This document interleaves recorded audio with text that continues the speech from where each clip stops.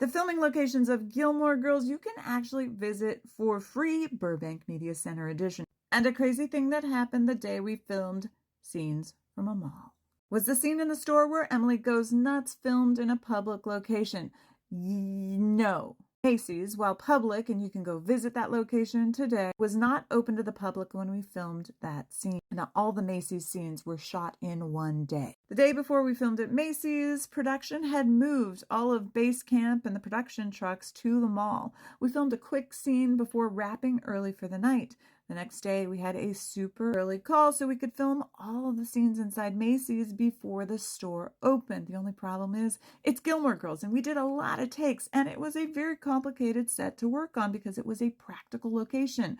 You couldn't move things out of the way. You got a Steadicam guy walking backwards, the boom guy, people in the shot, reflections, all sorts of stuff that they had to worry about. And we were not done filming, and Macy's was like, you gotta leave. I didn't even know if we were going to be able to return to film the rest of the scenes that we owed, but somehow they worked it out that we could return after Macy's closed, which was 10 p.m. Of course, obviously, we have to get the equipment back in there. We've got to get it set up and lit and ready to shoot.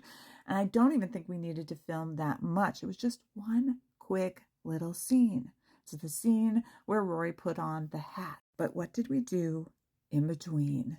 When we got kicked out of Macy's, we still owed a few shots. There was an elevator scene and the food court, of course, and a few random shots around the mall. But it wasn't enough to be able to fill the time until 10 p.m. And the producers are like, oh my God, we have an entire crew that is doing absolutely nothing. We can't have them just sitting around. Anticipating that this was going to happen, they were like, what else can we film? There was a scene that was going to happen in the next episode that had not been written yet. Didn't even have cast. It absolutely didn't have a set. And they were like, let's shoot that one. If you've heard me tell this story before, it is the scene in Victoria's Secret when Lorelai is buying underwear for Gran. So as we are shooting the other scenes of that day, set deck is getting busy. Originally, they had planned to shoot that scene on the lot with 4 walls. So they went to plan B. They went to an empty storefront where we had actually been storing our equipment.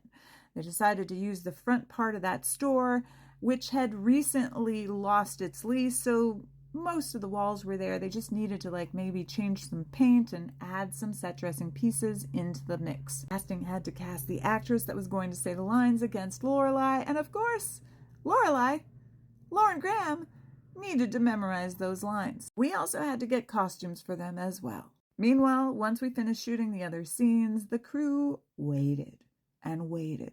At least an hour. They broke them for a second meal, and everyone just kind of meandered around the mall. Lauren, to make things fun, had an idea. I'm going to give everyone $10 and see what they will do with this money to buy a gift for Ellen. It was Ellen DeGeneres' birthday, and she was going to be attending the show. So as we're waiting for the set to be built, the actress to be cast, and the clothing to be fit, the crew is taking a second meal and shopping for Ellen DeGeneres' birthday present. A few of us, including myself, got in on the mix and found our best versions of a birthday present for under $10. And apparently I was one of the ones that she mentioned on Ellen's show. By 7 p.m., we were filming the scene in the lingerie shop. We finally finished shooting that around 10 p.m. After we filmed the scene from the next episode, we returned to Macy's, completely exhausted. And by 12, we were finally shooting the scene with Alexis and the hat. I'm pretty sure my call time that day was a 4 a.m. call, and I wrapped the very next day around 2 a.m. Just another typical day on Gilmore Girls.